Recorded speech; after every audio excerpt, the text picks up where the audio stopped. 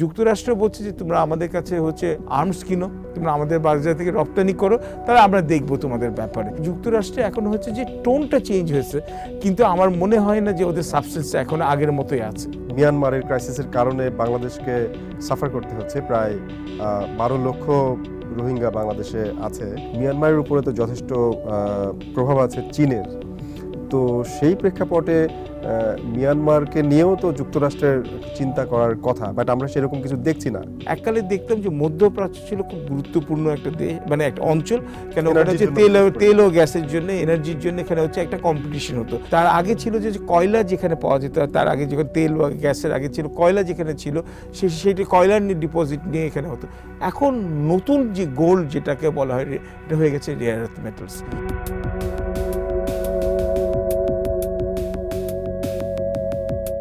গত এক সপ্তাহ জুড়ে এশিয়া সফর করেন মার্কিন যুক্তরাষ্ট্রের প্রেসিডেন্ট মিস্টার ডোনাল্ড ট্রাম্প। উনি প্রথমেই আসেন কুয়ালালামপুরে, এরপরে যান জাপান এবং দক্ষিণ কোরিয়াতে। দক্ষিণ কোরিয়াতে চীনের প্রেসিডেন্ট শি জিনপিংয়ের সঙ্গে তার সভা অনুষ্ঠিত হয়। এটি অনেকেই বলছেন খুবই গুরুত্বপূর্ণ ছিল। কতটা গুরুত্বপূর্ণ ছিল এবং এশিয়ার এই যে সফর, এটা এই অঞ্চলের জন্য কি বার্তা বয়ে নিয়ে আসে? নতুন কোনো ঘটনা কি ঘটবে? এই সমস্ত বিষয় নিয়ে আমরা কথা বলবো ইস্ট ওয়েস্ট ইউনিভার্সিটির অর্থনীতির অধ্যাপক এবং সেন্টার ফর গভর্নেন্স স্টাডিজের নির্বাহী পরিচালক পারভেজ করিম আব্বাসির সাথে। Welcome to the Daily Star. ধন্যবাদ, thank you very much for having me. প্রথমেই আপনার কাছে যেটা জানতে চাইব যে সার্বিকভাবে মিস্টার ট্রাম্পের এই যে এশিয়া সফর, এইটা কতটা গুরুত্বপূর্ণ? জি, আমার কাছে মনে হয় যে ট্রাম্পের প্রেসিডেন্সিতে দ্বিতীয় দফায় যখন শুরু হয়েছে, ট্রাম্প কিন্তু তার আমি বলবো সমালোচকদেরকে বারবার কিন্তু ভুল প্রমাণিত করেছে, অন্তত স্বল্পমেয়াদী সময়ের জন্য, বা আমরা বলবো শর্ট টার্মে। কেননা দেখুন, ট্রাম্পের এখানে যে ভারত পাকিস্তানের যে সীমান্ত সংঘর্ষ, যেটার জন্য যে ট্রাম্পকে নিজেই ওখানে উনি পাবলিকলি বলে বেড়ান যে উনি নিজে থেকে এটা সচেষ্ট হয়ে প্রোঅ্যাক্টিভলি এনগেজ করে ভারত আর পাকিস্তানের কনফ্লিক্টটা কমিয়েছেন, বন্ধ করেছেন সংঘর্ষটা। বা প্যালেস্টাইনের গাজা, এখানে গাজা স্ট্রিপে যে ইসরায়েলের আগ্রাসন, এটা যে টেম্পোরারি একটা সিজ ফায়ার এনেছেন, এই জন্য ডোনাল্ড ট্রাম্প ক্রেডিট নিতে ভালোবাসেন। এবং তৃতীয়ত আপনি যদি দেখেন ওখানে যে ট্রাম্পের যেটা আমি বলবো যে যুক্তরাষ্ট্রের জন্য অন্তত স্বল্প মেয়াদী এখানে অর্থনৈতিক এবং ভূ রাজনৈতিক যে যথেষ্ট সুযোগ সুবিধা এনে দেওয়ার জন্য একটা দ্বার উন্মোচন করেছেন। এবং এটা ট্রাম্পের এই ভিজিটটা, এবং আমার মনে হয় যে এই ভিজিটটা মোমেন্টাস, এবং এই ভিজিটের যথেষ্ট গুরুত্ব আছে। কেন এই 5 দিনের সফরে উনি প্রথমে, যে আপনি ঠিকই বলেছেন, যে উনি যখন পূর্ব এশিয়া বা ইস্ট এশিয়াতে গেলেন, প্রথমে উনি গেলেন যে আপনার আসিয়ানের কনফারেন্সে, আসিয়ানের সামিটে মালয়েশিয়াতে কুয়ালালামপুরে, যেখানে উনি আবার থাইল্যান্ড এবং ক্যাম্বোডিয়ার মধ্যে একটা সিজ ফায়ার করে এখানে একটা আপনার ডিমিলিটারাইজেশন করিয়েছেন বর্ডারে। তো এটা ডোনাল্ড ট্রাম্পের একটা ক্রেডিট নেওয়া। এবং আসিয়ান সামিটে উনি এই মালয়েশিয়ার কাছে উনি ক্রিটিক্যাল মিনারেলস এবং রেয়ার আর্থ মেটালসের অ্যাক্সেস উনি ইনশিওর করেছেন। এবং বিভিন্ন ট্রেড এগ্রিমেন্ট যেখানে আসিয়ান দেশগুলোর সাথে উনি, বা ট্যারিফ নেগোসিয়েশনের ব্যাপারে কিন্তু উনি এখানে যথেষ্ট এখানে গতি পাওয়া গেছে বা ত্বরান্বিত হয়েছে। দ্বিতীয়ত উনি গেলেন জাপানে, এবং জাপান আপনি জানেন যে যুক্তরাষ্ট্রের অত্যন্ত ঘনিষ্ঠ সামরিক এবং অর্থনৈতিক মিত্র। এবং জাপানের যে নবনিযুক্ত প্রথমবারের জাপান ইতিহাসে মহিলা প্রধানমন্ত্রী সানাই তাকাইচি, আমি যদি আমার নামটা ঠিকভাবে বলি এখানে, হ্যাঁ, সানাই তাকাইচি, ওনার সাথে এখানে যখন ওনার এখানে একটা খুব ফলপ্রসূ এখানে একটা নেগোসিয়েশন হয়েছে, এবং ওখান থেকে প্রায় জাপানের কাছ থেকে কমিটমেন্ট নিয়েছেন $550 বিলিয়ন বিনিয়োগ করার। জাপান কথা দিয়েছে যে $550 বিলিয়ন মতো বিনিয়োগ করবে যুক্তরাষ্ট্রের সেমিকন্ডাক্টর এবং ফার্মাসিউটিক্যাল ইন্ডাস্ট্রির মধ্যে, এবং সাপ্লাই চেনটাকে আরও মজবুত করবে। এবং যেটা ট্রাম্পের বহুদিনের এখানে একটা দাবি ছিল যে জাপানের এখানে যেটা যে যুক্তরাষ্ট্রের কাছ থেকে চাল আমদানি করবে। কারণ এখানে যুক্তরাষ্ট্র, জাপানের এখানকার এই কৃষি পণ্যের উপর কিন্তু যথেষ্ট উচ্চ পর্যায়ে কিন্তু শুল্ক আছে। তো ওই শুল্কটা কমিয়ে আনা, এবং তার পরিবর্তে উনি যেটা করেছেন হচ্ছে যেটা জাপানের বড় একটা চিন্তা ছিল এবং যেটা কনসার্ন ছিল যে ওদের যে গাড়ির যে রপ্তানি ছিল যুক্তরাষ্ট্রের বাজারে এখানে 27% শুল্ক থেকে 15% শুল্কতে নিয়ে আসতে পেরেছেন এবং ইটস উইন উইন সিনারিও। কেননা জাপানের নতুন প্রধানমন্ত্রী সানে তাকাইচি সে এটা প্রজেক্ট করবে যেটা জাপানের জন্য একটা সাকসেস। এর আগে যে জাপানের প্রধানমন্ত্রী উনি কিন্তু রেজিগনেশন দিয়েছেন, কেননা হচ্ছে যে উনি বলেছিলেন যে আমি যুক্তরাষ্ট্রের সাথে কিন্তু সাকসেসফুলি নেগোশিয়েট করতে পারছি না এবং তার জন্য তার নির্বাচনে এটা একটা নেতিবাচক প্রভাব পড়েছিল। এবং 3 নম্বর উনি কিন্তু এখানে দক্ষিণ কোরিয়াতে গিয়ে উনি কিন্তু অ্যাপেক সামিটে গেছেন ওখানে দক্ষিণ কোরিয়াতে, এশিয়া প্যাসিফিক ইকোনমিক কনফারেন্সের সামিট। এবং ওখানে কিন্তু প্রথমত এই আবার দক্ষিণ কোরিয়ার নবনিযুক্ত যে প্রধানমন্ত্রী প্রেসিডেন্ট লি তার সাথে কিন্তু আবার ওনার কাছে আবার আদায় করেছেন হচ্ছে প্রায় $220 বিলিয়ন হচ্ছে একটা বিনিয়োগ চুক্তি। তো যা উনি কিন্তু ডোনাল্ড ট্রাম্প তার ভোট বেসকে যুক্তরাষ্ট্রে বলেছেন যে আমি হচ্ছে বিদেশ থেকে বিনিয়োগ আনবো এবং যুক্তরাষ্ট্রের পণ্যের উপর আমাদের মিত্র রাষ্ট্রগুলোর বা মিত্র বন্ধুদের এখানে যে অন্যায়ভাবে যেখানে শুল্ক দেওয়া আরোপ করা হয় ওটাকে কমিয়ে আনবো এবং যুক্তরাষ্ট্রের এখানে রপ্তানি বাজার বাড়াবো। সাময়িকভাবে কিন্তু উনি এটা সিকিউর করে ফেলেছেন। এবং আমি এখন আসি হচ্ছে এর মধ্যে সবচেয়ে গুরুত্বপূর্ণ যে এখানে আমার মনে হয় হচ্ছে যে ইম্পর্টেন্ট ভিজিট হচ্ছে যে এই অ্যাপেক কনফারেন্সের সাইড লাইনে সাউথ কোরিয়া বুসানে, বুসান বলে একটা শহর আছে একদম বর্ডারের কাছাকাছি, একটি মিলিটারি এয়ারপোর্টে চায়নার হচ্ছে প্রেসিডেন্ট শি জিনপিংয়ের সাথে তার সাক্ষাৎটা। এবং এই যে চায়নার যে সাথে আপনি তো নিশ্চয়ই জানেন যে বিগত 10-12 বছর থেকে প্রেসিডেন্ট বারাক ওবামা থেকে তারপর আপনি এখানে জো বাইডেনের সময় চায়নার সাথে কিন্তু একটা আমরা যেটা বলি হচ্ছে যে একটা নিউ কোল্ড ওয়ার কিন্তু একটা চলছে। সো এখানে যে চায়নার উপর কারেন্সি ম্যানিপুলেশন অ্যাকিউজেশন বা ইন্টেলেকচুয়াল প্রপার্টি থেফটের অ্যাকিউজেশন বা হচ্ছে যে এখন হচ্ছে যে চায়নার উপর যে আনফেয়ার হচ্ছে প্রোটেকশন রাখা, এইসব জিনিসের জন্য কিন্তু চায়নার সাথে যুক্তরাষ্ট্র বহু বছরের ধরে কিন্তু এক ধরনের একটা সম্পর্কের মধ্যে একটা নেগেটিভ একটা ইম্প্যাক্ট ছিল। এবং ডোনাল্ড ট্রাম্পের প্রথমবারের প্রেসিডেন্সিতে কিন্তু যুক্তরাষ্ট্রের চীনের সাথে সম্পর্ক একদম তলান্তে ঠেকেছিল।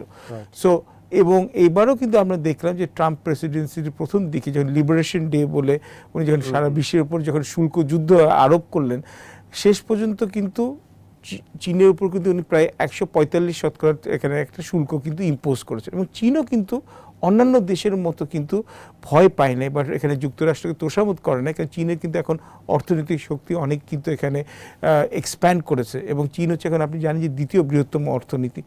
তো ওরাও যেটা করেছে হচ্ছে যে যুক্তরাষ্ট্রের পণ্যের উপর 125% এখানে হচ্ছে একটা ট্যারিফ ইম্পোজ করছে। এই যে 10 মাসের যে একটা ট্রেড ওয়ার হচ্ছিল, এই যে একটা আনসার্টেনিটি হচ্ছে, তো সাময়িকভাবে এখানে হচ্ছে আমি বলবো যে আমাদের এখনকার ভাষায় বলবো এটা সিজ ফায়ার হয়েছে। তো এখন হচ্ছে সিজ ফায়ার হয়েছে, কিন্তু দুই পক্ষের কাছে হচ্ছে যথেষ্ট কিছু গেইন আছে, যেটা হচ্ছে তাদের দেশের লোকদেরকে দেখাতে পারবে যে দেখো আমি কিন্তু খুব শক্তভাবে নেগোসিয়েশন করেছি। ডোনাল্ড ট্রাম্পও কিন্তু দেখাতে পারবে যে হচ্ছে যে চায়না কিন্তু কমিট করেছে যে হচ্ছে সয়াবিন যে আমদানি করতো যেখানে যুক্তরাষ্ট্রের কাছে, ওরা কিন্তু কমিট করেছে যেখানে এই মৌসুমে ওরা হচ্ছে 12 মিলিয়ন মেট্রিক টন এখানে আমদানি করবে, আর পরের 3 বছর প্রায় 25 মিলিয়ন মেট্রিক টন প্রত্যেক বছর আমদানি করবে। এবং যেটা যুক্তরাষ্ট্রের জন্য সবচেয়ে বেশি মাথা ব্যথা ছিল যে রেয়ার আর্থ মেটালস যেগুলো আছে বা ক্রিটিক্যাল মিনারেলস আছে এবং যেগুলো হচ্ছে আপনার সেমিকন্ডাক্টরে লাগে, আপনার ম্যাগনেটসে লাগে, আপনার স্মার্টফোনে লাগে, ল্যাপটপে লাগে এবং বিশেষত ডিফেন্স ইকুইপমেন্টে লাগে। চায়নার কাছে কিন্তু প্রায় 90% কিন্তু হচ্ছে রেয়ার আর্থ কিন্তু শুধু চায়নাতেই পাওয়া যায় এবং চীন কিন্তু এটার উপর এক্সপোর্ট কন্ট্রোল দিয়ে দিয়েছিল। তো এইটার জন্য কিন্তু ট্যারিফের এখানে হচ্ছে রিটালিয়েশন হিসাবে।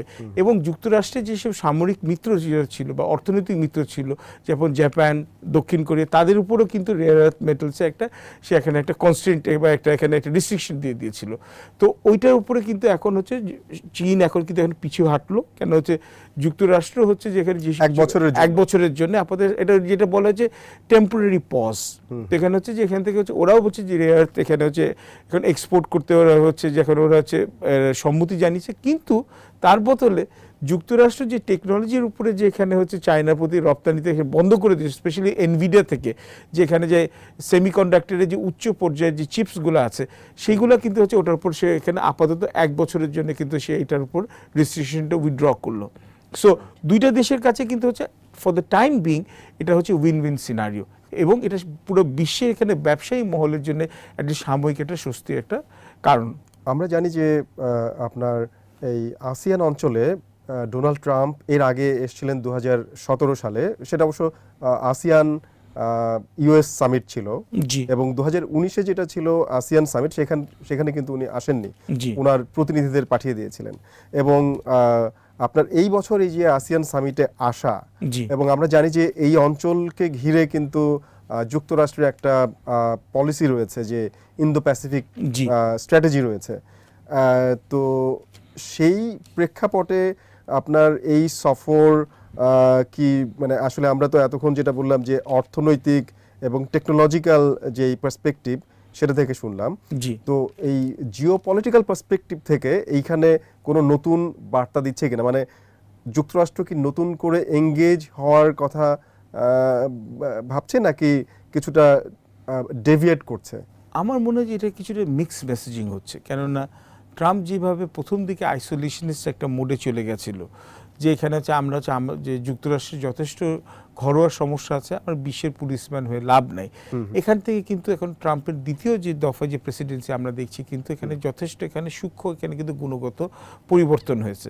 কেননা আসিয়ানে এসে প্রথম জিনিস যেটা হচ্ছে যে এখানে হচ্ছে যে ট্রাম্প করার চেষ্টা করলো হচ্ছে, আপনি দেখুন যে থাইল্যান্ড এবং ক্যাম্বোডিয়ার মধ্যে যেখানে একটা কিছুদিনের যেখানে একটা বর্ডার ওয়ার হয়েছিল, বা ওয়ারই বটে, বর্ডার কনফ্লিক্টে হবে, এটার কিন্তু হচ্ছে সিজ ফায়ারটা করার জন্য কিন্তু ট্রাম্প পাবলিকলি ক্রেডিট নিয়েছে। এবং এখানে হচ্ছে যে আরেকটি জিনিস যেখানে ট্রাম্প করেছে হচ্ছে যে আপনার থাইল্যান্ড এবং ক্যাম্বোডিয়ার যেখানে যে এই পিস ট্রিটিটা সাইন করা, বা এখানে হচ্ছে সিজ ফায়ারটা সাইন করা, কুয়ালালামপুরে হচ্ছে পিস অ্যাকর্ড যেটা, এবং এটা কিন্তু আসিয়ান সামিটের প্রোগ্রামের মধ্যে, এইটাকে ওভারসি করলো কি ডোনাল্ড ট্রাম্প নিজে। তার মানে এটা কি, আসিয়ান অঞ্চলে শান্তি এখানে হচ্ছে স্থাপন করা, বা শান্তিটাকে বজায় রাখার জন্যে যে যুক্তরাষ্ট্র যে সামরিকভাবে এবং রাজনৈতিকভাবে এবং অর্থনৈতিকভাবে এবং ভূ রাজনৈতিকভাবে যে সক্রিয়ভাবে যে এখনও জড়িত আছে, এটা কিন্তু একটা মেসেজ কিন্তু ডোনাল্ড ট্রাম্প দিয়ে দিয়েছে। উনি উনার স্টাইলে দিয়েছে হয়তোবা। আপনি যদি মনে করেন অন্যান্য প্রেসিডেন্ট যারা আছে, যেমন হচ্ছে প্রেসিডেন্ট ওবামা বা সাবেক প্রেসিডেন্ট ওবামা বা সাবেক প্রেসিডেন্ট জো বাইডেন, তারা হয়তো অন্যভাবে দিতেন, এত লাউডভাবে করতেন না, এত ফ্ল্যাশিভাবে করতেন না। কিন্তু এখানেও কিন্তু এটা ঠিকই, যুক্তরাষ্ট্র কিন্তু আসিয়ানের ওনারশিপ থেকে কিন্তু সরে আসে না। এবং এটাও কিন্তু যুক্তরাষ্ট্রের মধ্যে কিন্তু এখন কিন্তু একটা বোধ আসছে, স্পেশালি হচ্ছে যে হার্ড যে রিপাবলিকান যারা আছে, বা আপনি যেটা বলবো যে এখানে টি পার্টি সাপোর্টার বা মাগা যে make America great against supporter যারা আছে, যে যুক্তরাষ্ট্র যদি এখন আস্তে আস্তে যদি এশিয়া থেকে সরে আসে, তাহলে এখানে চীনের কিন্তু প্রভাবটা আরও বাড়বে। এবং চীন কিন্তু অলরেডি কিন্তু আসিয়ানে কিন্তু এখানে যথেষ্ট একটা গুরুত্বপূর্ণ একটা ভূমিকা পালন করে, একটা ব্যবসায়ী, মানে একটা ট্রেড রিলেশন হিসাবে, এবং আস্তে আস্তে ডিফেন্স রিলেশন হিসাবে। তো চীনের সাথে যেহেতু বহুত আসিয়ান, প্রায় প্রত্যেকটি আসিয়ান দেশের কিন্তু এখানে এক ধরনের একটা ইতিহাস আছে, যেটা সবসময় এটা সুখকর না। তো আপনি যদি দেখুন স্প্র্যাটলি আইল্যান্ডস নিয়ে যদি বলেন, তাহলে হচ্ছে যে আপনার Indonesia, Malaysia, Vietnam, Singapore, Brunei, প্রত্যেকের কিন্তু হচ্ছে চায়নার সাথে কিন্তু হচ্ছে যে আপনার সীমান্তের এখানে, বা স্পেশালি ম্যারিটাইম যে এখানে ডিসপিউট আছে, সাউথ চায়না সি নিয়ে, এখানে যে 9 ড্যাশ লাইন নিয়ে, এটা কিন্তু একটা বর্ডার ডিসপিউট আছে।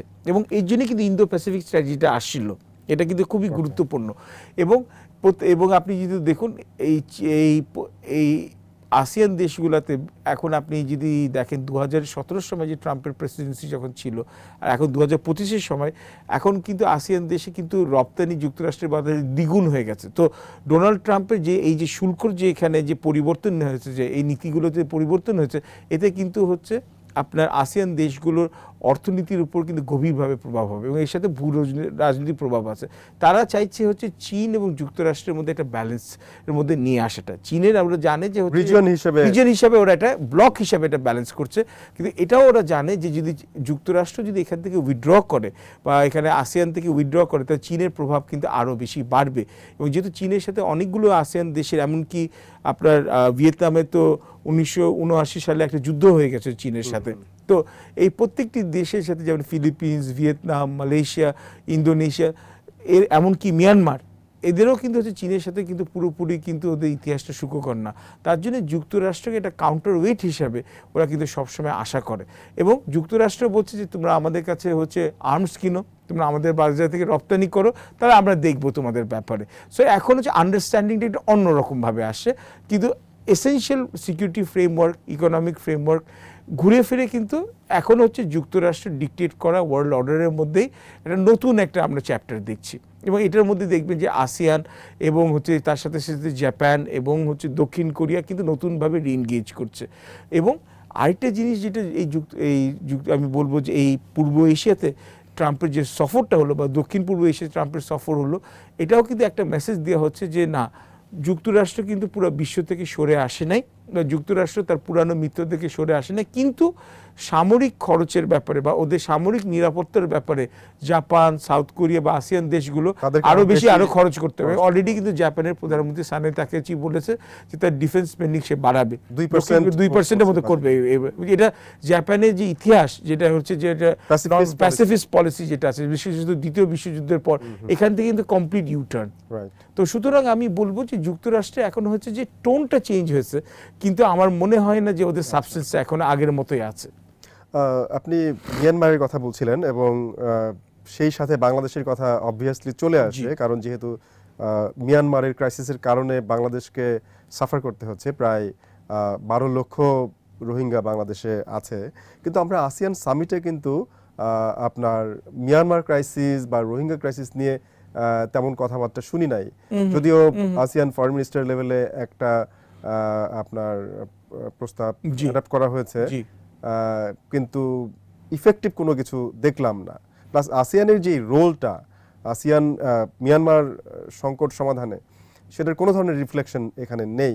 এটা নিয়ে সমালোচনাও হয়েছে। জি, আমি এর মধ্যে আশ্চর্য হইনি, কারণ আমাকে যখন মানুষ, আমি দেখেছি অনেক জ্ঞানী এখানে হচ্ছে যেখানে বোদ্ধারা যারা আন্তর্জাতিক সম্পর্কের ব্যাপারে যেন আসিয়ানের ব্যাপারে বলেন, আমার একটু কেমন জানি একটু অবাক হতাম কেন। এবং আমি তখন কিন্তু পাবলিকলিও বলেছি, কারণ আসিয়ানের মধ্যে একটা জিনিস আছে যে একটা হচ্ছে নন ইন্টারফিয়ারেন্স, মানে আপনার হচ্ছে যে একটি মানে সদস্য রাষ্ট্রের ঘরোয়া রাজনীতির ব্যাপারে ওরা কিন্তু অ্যাক্টিভলি ইন্টারভিন করবে না। তবুও কিন্তু আমি বলবো যে এই রোহিঙ্গা ইস্যুতে কিন্তু তবুও আমরা দেখলাম যে মালয়েশিয়া, ইন্দোনেশিয়া এরা কিন্তু হচ্ছে, এবং এরা কিন্তু যত বা ব্রুনাই একটা স্টেজ পর্যন্ত ওরা কিন্তু মিয়ানমারের উপর চাপ এটা ওরা প্রয়োগ করার চেষ্টা করেছে। কিন্তু আপনি যখন হচ্ছে ওদের যখন যুক্তরাষ্ট্রের সাথে যখন কালেকটিভলি ওরা বার্গেন করছে ট্যারিফটিকে কমানোর জন্য, এবং তখন কিন্তু এবং ওদের কিন্তু দেখুন ওদের জাতীয় স্বার্থ সবার আগে, এবং রোহিঙ্গা বিষয়ে ওরা নিশ্চয়ই আমাদের সাথে যখন কথা বলে তখন ওরা নিশ্চয়ই রোহিঙ্গা বিষয়ে গুরুত্ব দেয়। আসিয়ান বলে হচ্ছে যে এখানে বাইল্যাটারাল নেগোসিয়েশন করা, বা আসিয়ান হয়তো বা ইন্টারমিডিয়েশন করবে, কিন্তু আসিয়ানদের এখানে প্রত্যেকটি দেশের, এখানে আপনি দেখুন কম্বোডিয়া, ভিয়েতনাম, মালয়েশিয়া, ইন্দোনেশিয়া, আপনার প্রত্যেকটি বা ফিলিপিন্স, প্রত্যেকটি দেশে কিন্তু অভ্যন্তরীণ রাজনৈতিক সমস্যা আছে, অর্থনৈতিক সমস্যা আছে, এবং ওদের বহির্বিশ্বে কিন্তু নানান ধরনের সমস্যা আছে। বিশেষত চীনের যে এখন হচ্ছে বাড়তি প্রভাব ওটা, বা এবং যুক্তরাষ্ট্রের যে এক ধরনের অনিচ্ছা ওদেরকে যে সিকিউরিটি কভারেজ দেওয়ার জন্য, তো এর মধ্যে মনে হয় না যে ওটা আসিয়ান নেতারা এখানে হচ্ছে রোহিঙ্গা ইস্যুটা উঠাতো। কেননা রোহিঙ্গা ইস্যু উঠালে আবার আরেকটা সমস্যা হচ্ছে যে তখন যুক্তরাষ্ট্রের ইনভলভমেন্ট যদি এখানে রোহিঙ্গা ইস্যুতে হয়, তাহলে আসিয়ান সদস্যগুলোকে তো দেশগুলোকে বোঝাতে হবে চীনকে যে ওরা কেন হচ্ছে যে ওরা কিন্তু এই ওপেন ইনভিটেশন দিয়েছে হচ্ছে আপনার যুক্তরাষ্ট্রকে ঢোকার জন্য, কিন্তু আসিয়ান দেশরা কিন্তু তাদের কালেকটিভ ইন্টারেস্টের জন্যও কিন্তু এখানে হচ্ছে যুক্তরাষ্ট্রকে যতটা পারে ইনভলভ করবে। কিন্তু এখানে আপনি যেটা বলছিলেন যে ট্রাম্প তো আইসোলেশনিস্ট যে পলিসি যেটা প্রথম দিকে ছিল সেখান থেকে তো সরে এসছে, যেটা আপনিও বলছেন। সেই ক্ষেত্রে মিয়ানমারের উপরে তো যথেষ্ট প্রভাব আছে চীনের। তো সেই প্রেক্ষাপটে মিয়ানমারকে নিয়েও তো যুক্তরাষ্ট্রের একটা চিন্তা করার কথা, বাট আমরা সেরকম কিছু দেখছি না। আপাতত দেখছি না, এটা সত্যি কথাই বলছেন। কেননা প্রায়োরিটি লিস্টে আমি বলবো যেহেতু ইউএস এখানে ইন্টারন্যাশনাল প্রায়োরিটি লিস্টে এটি হচ্ছে আরও লোয়ার র্যাঙ্কিং। কেননা ওদের মধ্যে দেখুন এখনও মধ্যপ্রাচ্যের কিন্তু কনফ্লিক্টটা পুরোপুরি বন্ধ হয় নাই। ইসরায়েল কিন্তু এখনও কিন্তু গাজাতে কিন্তু এখানে নিরস্ত্র এখানে বেসামরিক জনগণের উপর কিন্তু এখানে মানে আক্রমণ চালিয়ে যাচ্ছে। দুই, আপনি যদি দেখেন যুক্তরাষ্ট্র কিন্তু এখনও হচ্ছে যে যেটা ডোনাল্ড ট্রাম্প চেয়েছিল তার ক্রাউনিং মোমেন্ট হিসাবে যে পুটিনের সাথে একটা এগ্রিমেন্টে আসবে এবং হচ্ছে ইউক্রেন যুদ্ধটাকে সে থামিয়ে দিবে, ওটাও কিন্তু পুরোপুরি এখানে হচ্ছে সাকসেসফুল হয় নাই। এবং 3 নম্বর হচ্ছে যেটা আমরা অনেক সময় ভুলে যাই যে খোদ যুক্তরাষ্ট্র কিন্তু এখন কিন্তু হচ্ছে তাদের কিছু নেভাল এক্সপিডিশন পাঠাচ্ছে, কেননা হচ্ছে ওরা হচ্ছে ভেনিজুয়েলা এবং অন্যান্য দেশের এখানে আপনি দেখবেন যে ওদের ওখানে ওরা বলছে যে ইলিগাল ড্রাগ ট্রেড যেটা হয় জাহাজের পথে ওটাকে থামানোর জন্য। তো ওরা কিন্তু 3-4টা জায়গায় কিন্তু অলরেডি ইনভলভড আছে। কিন্তু হ্যাঁ, যুক্তরাষ্ট্র যদি এখানে ভবিষ্যতে তাদের এখানে জাতীয় স্বার্থে এটা দাবি রাখে, কিন্তু জাতীয় স্বার্থটা আগে, তো ওদের যদি ভূ রাজনৈতিক এখানে প্রভাব এখানে বলয় বাড়াতে চায়, তখন নিশ্চয়ই কিন্তু আপনার হচ্ছে যে ইন্দো প্যাসিফিক স্ট্র্যাটেজির আওতাধীন এখানে আপনার যে এখানে যে আপনার যে ইন্দো প্যাসিফিক বা ইন্ডিয়ান ওশেন রেলমে যে দেশগুলো, যে স্পেশালি উপকূলবর্তী দেশগুলো যেমন হচ্ছে বাংলাদেশ, তারপর হচ্ছে মিয়ানমার, এইসব দেশগুলোর, ভিয়েতনাম, এইসব দেশের উপর কিন্তু যুক্তরাষ্ট্রের প্রভাবটা আরও সে বাড়াতে চাইবে। কিন্তু এর সাথে সাথে এখানে ওর ইম্পর্টেন্ট ইকুয়েশন হচ্ছে যে যুক্তরাষ্ট্র যদি এখানে মিয়ানমারে যদি আলাদাভাবে এখানে তার ফুটপ্রিন্টটা বাড়াতে চায়, তাহলে কিন্তু সে কিন্তু যথেষ্ট বাধার বিঘ্ন এখানে অতিক্রম করতে হবে, যেমন চীনের প্রভাব এবং হচ্ছে তার সাথে সাথে ভারতের প্রভাব, তার সাথে সাথে হচ্ছে রাশিয়ার প্রভাব। তো আমার মনে হচ্ছে যে যুক্তরাষ্ট্রের যে লিস্ট অফ প্রায়োরিটিস আছে ওটাতে রোহিঙ্গা ইস্যুটা এখন আপাতত এখানে সামনে আসছে না। কিন্তু এখানে হচ্ছে যদি আপনি দেখুন মধ্যপ্রাচ্যে যদি সাময়িকভাবে যদি যুদ্ধবিরতিটা যদি কার্যকরী হয়, বা যদি আপনার যদি রাশিয়ার সাথে যদি ইউক্রেনের যুদ্ধ সংঘর্ষটা যদি মোটামুটি এখানে থামানো যেতে পারে সাময়িকভাবে, আমি সবগুলো কিন্তু সাময়িক বলছি, তাহলে কিন্তু ডোনাল্ড ট্রাম্প তাহলে হয়তো বা ওনার অ্যাটেনশনটা বা মনোযোগের মধ্যে রোহিঙ্গা ইস্যুটা আসলেও আসতে পারে। তো যুক্তরাষ্ট্র, আমি এখানে বলবো না যে ওরা এখানে ওয়াকিবাল না, যে এটা যে মিয়ানমার এবং বাংলাদেশের যেখানে পুরোপুরি যেখানে আপনার বে অফ বেঙ্গলের সাথে এখানে যে কী ভূ রাজনৈতিক গুরুত্বটা আছে, ওদের কিন্তু স্ট্র্যাটেজি প্ল্যান কিন্তু বহু বছর ধরে এটা বলে আসছে। কিন্তু তার সাথে সাথে এখানে যুক্তরাষ্ট্র যেহেতু ওদের কমিটমেন্ট বিশ্বের সব জায়গায় আছে, মোটামুটি সব জায়গায় আছে, তো একটা জায়গা থেকে যখন ওরা ফোকাস বেশি দিতে চাইবে তখন আরেকটা জায়গায় ফোকাসটা কমাতে হবে। এটা is a matter of trade of. তো যুক্তরাষ্ট্র এখন আস্তে আস্তে আমি দেখছি যে মধ্যপ্রাচ্য থেকে যখন আস্তে আস্তে যখন পুল অফ করছে, এবং যেহেতু এশিয়া এবং আফ্রিকা হচ্ছে যে নতুন যে দুইটা হচ্ছে যে গ্রোথ যেটা বলবো অর্থনৈতিক প্রবৃদ্ধির ক্ষেত্রে বলেন বা বড় বাজারের ক্ষেত্রে বলেন, বা আপনার যেখানে রেয়ার আর্থ মেটালসের যে খেলাটা আছে, রেয়ার আর্থ মেটালসের জন্যও কিন্তু হচ্ছে যে মিয়ানমার অত্যন্ত গুরুত্বপূর্ণ।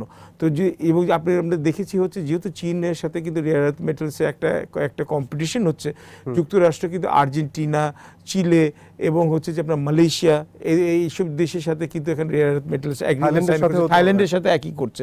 এবং যেহেতু মিয়ানমারের আপনার যদি কাচিন এবং কারেন্ট স্টেটের দিকে রেয়ার আর্থ মেটালস আছে, অচিরে আপনি হয়তো দেখতে পারেন যে যুক্তরাষ্ট্র রেয়ার আর্থ মেটালসটাকে অ্যাকোয়ার করার জন্য এটা হচ্ছে যে মিয়ানমারের এই রোহিঙ্গা ইস্যুর উপর ফোকাস করতে পারে, বা কারেনদের উপর করতে পারে, বা কাচিনদের উপর করতে পারে। ওদের তো গৃহযুদ্ধ তো বিভিন্ন এথনিক আর্মড অর্গানাইজেশন। আপনি যেই মানে রেয়ার আর্থ ম্যাটেরিয়ালস নিয়ে এখন অনেক কথা হচ্ছে, বিশেষ করে ট্রাম্প ক্ষমতায় আসার পরে চীনের সাথে যখন একটা কম্পিটিশন আরো তীব্র হলো ট্যারিফ নিয়ে, তারপর চীন যখন রেস্ট্রিক্ট করলো, আমরা দেখলাম যে পাকিস্তানের সাথে একই কারণে এখানে হলো, এবং পৃথিবীর বিভিন্ন জায়গায় বিভিন্ন দেশের সাথে এগ্রিমেন্ট করছে।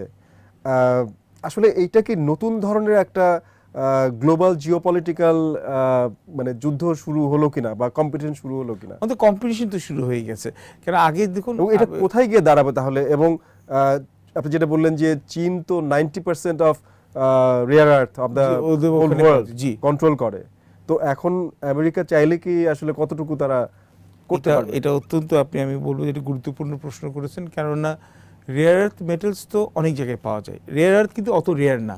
তো সমস্যা হচ্ছে রেয়ার আর্থে কত সহজে আপনি এক্সট্র্যাক্ট করতে পারেন, মাটি থেকে উত্তোলন করতে পারেন।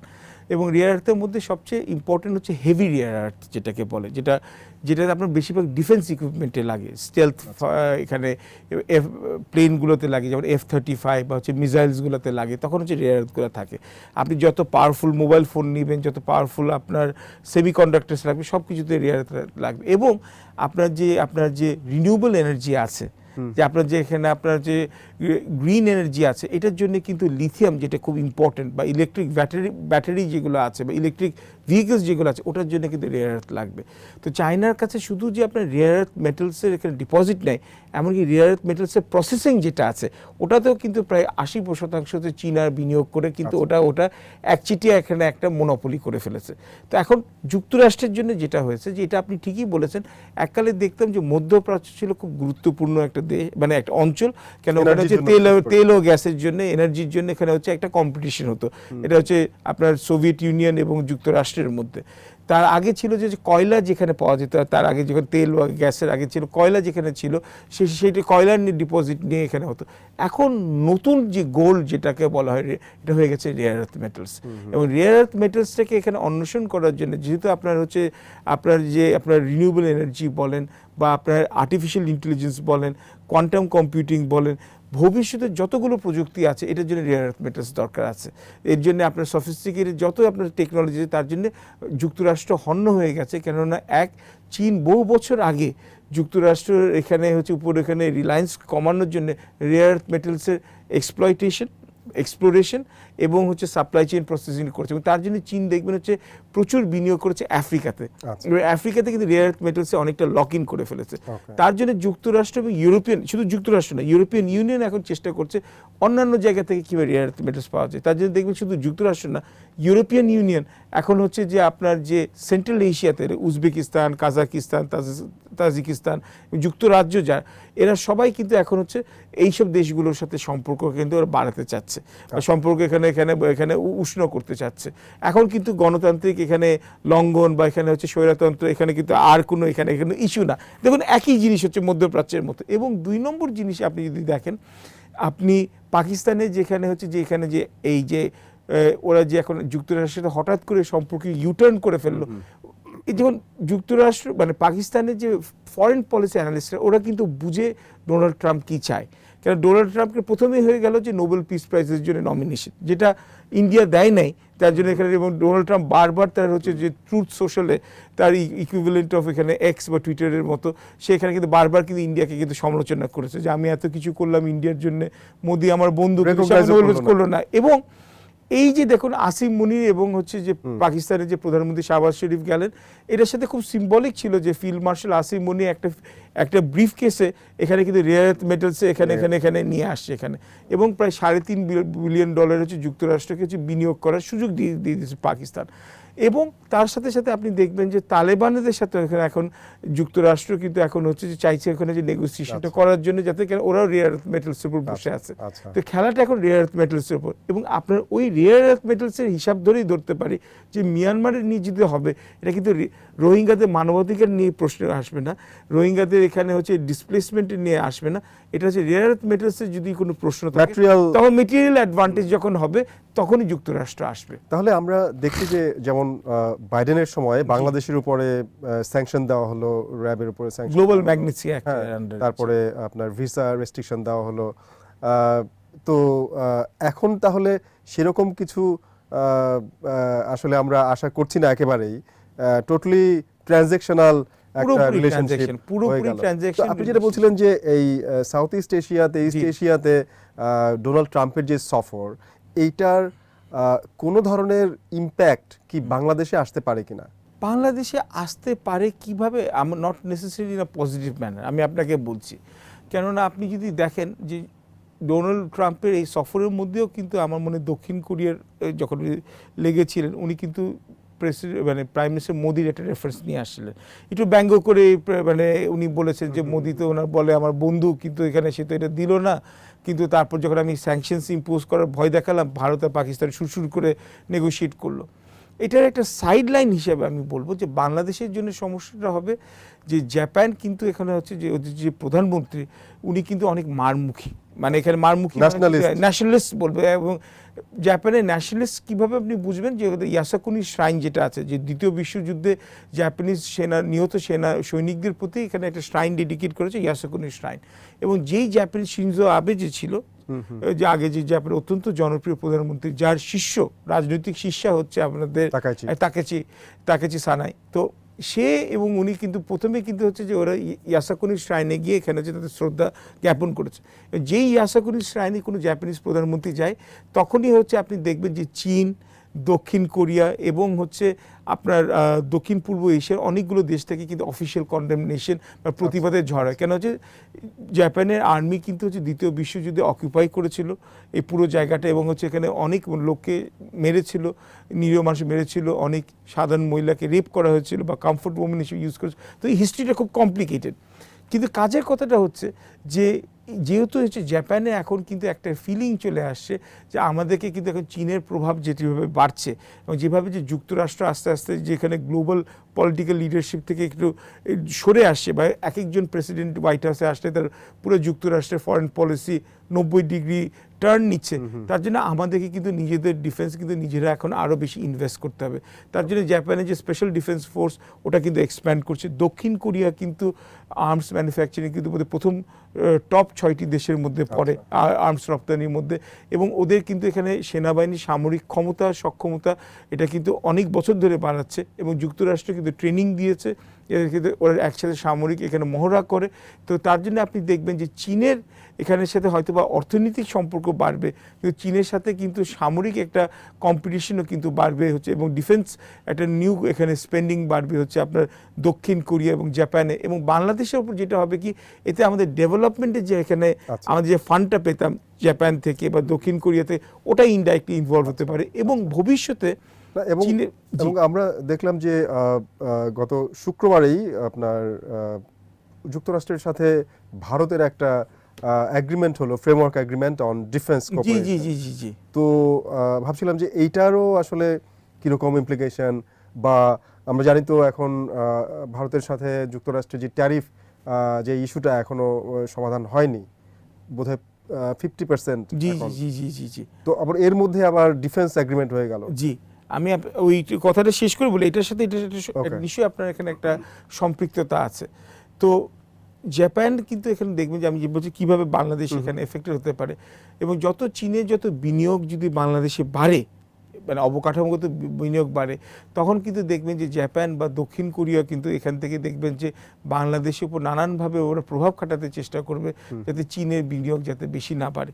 এটা হচ্ছে আমাদের কাছে এই দুটো ভাবে হচ্ছে আমরা ইম্প্যাক্টেড হতে পারি। আর ভারতের সাথে যে সম্পর্কটা, যেখানে 10 বছর যে ডিফেন্স এগ্রিমেন্ট হয়েছে, এটা আমি মোটেও আশ্চর্য হইনি। কেননা আপনার এই স্নায়ুযুদ্ধ শেষ হওয়ার পর, বার্লিন ওয়ালের কোল্যাপস হওয়ার পর বা সোভিয়েত ইউনিয়নের পতনের পর যুক্তরাষ্ট্র এবং ভারতের মধ্যে কিন্তু সম্পর্কটা আরও উষ্ণ হয়েছে। আপনি যদি দেখেন হচ্ছে 91 সালের পর থেকে পিভি নরসিংহ রাও যখন ভারতের প্রধানমন্ত্রী ছিল, আপনাদের প্রাক্তন প্রধানমন্ত্রী মনমোহন সিং যখন তখন অর্থমন্ত্রী ছিলেন, তখন থেকে কিন্তু হচ্ছে অর্থনৈতিক এখানে হচ্ছে মানে অর্থনৈতিক লিবারালাইজেশন, যেটা বলে ইকোনমিক লিবারালাইজেশন হয়েছে, উদার মুক্ত অর্থনীতির প্রতি এখানে ভারত ঝুঁকেছে, যুক্তরাষ্ট্র এখানে বিনিয়োগ করেছে অর্থনৈতিকভাবে, এবং হচ্ছে যে ডিফেন্স এখানে পার্টনারশিপটা বেড়েছে। এখন সাময়িকভাবে যে ভারতের সাথে যে যুক্তরাষ্ট্রের যেখানে একটা ফল আউট হয়েছে, এটার মধ্যে 2-3টি কারণ ছিল। এক হচ্ছে রাশিয়া থেকে ক্রমাগত হচ্ছে স্যাংশন থাকা সত্ত্বেও রাশিয়ার যে সস্তা ডিসকাউন্টেড তেল কিনা ভারতীয়রা কিনছিল ব্যবসায়ীরা, এবং পরে ওটা আবার ইউরোপে ওটা সেল করছিল। এবং 2 হচ্ছে যে আপনার ভারতের এখানে হচ্ছে যে রাশিয়ান ডিফেন্স স্পেন্ডিংয়ের উপর ডিপেন্ডেন্স বেশি থাকা। তো তার জন্য হচ্ছে আমরা দেখলাম যে এখানে বিশাল এখানে যে স্যাংশনসটা অনেকটা হচ্ছে 50% চলে গেছে। কিন্তু ভারতের যেহেতু হচ্ছে পৃথিবীর সবচেয়ে হচ্ছে যে এখানে হচ্ছে লার্জেস্ট পপুলেশন দ্য ওয়ার্ল্ড, এখন কিন্তু চীনকে কিন্তু এখানে ছাড়িয়ে গেছে, এবং ভারতে কিন্তু এখন একটা বিশাল একটা কিন্তু মধ্যম আয়ের এখানে কিন্তু একটা বাজার আছে, এবং ভারত যুক্তরাষ্ট্রের কিন্তু দ্বিতীয় বৃহত্তম এখানে হচ্ছে আপনার যে মানে আমি বলবো যে বিদেশি অরিজিনের কমিউনিটি যেটাকে আছে, সেটা হচ্ছে ভারতীয়রা, প্রায় ডায়াসপোরা যেটাকে বলবো, 3 মিলিয়নের মতো ভারতীয়রা আছে, এবং সবাই ওয়েল প্লেসড। সো ভারতের সাথে সম্পর্কটা কিন্তু হচ্ছে টু ইম্পর্টেন্ট। এটা সাময়িক এখানে আপস অ্যান্ড ডাউন আছে, এবং এই যে মালয়েশিয়াতে যেখানে ডিফেন্স সেক্রেটারি ইউএসের পিট হেগসেট এবং হচ্ছে ডিফেন্স মিনিস্টার ইন্ডিয়ার যে রাজনাথ সিং এর যে সাইন হলো, আপনি দেখুন কি ভাষাটা বলেছে হচ্ছে যে we are committed two rules base free open Indo Pacific strategy. দেখুন ভারত কিন্তু আবারও মেসেজ করলো যে দেখো ইন্দো প্যাসিফিক স্ট্র্যাটেজির জন্য তোমাদেরকে কিন্তু হচ্ছে আমাদেরকে দরকার আছে, এবং আমরা কিন্তু রুলস বেস মনে করিয়ে দিল।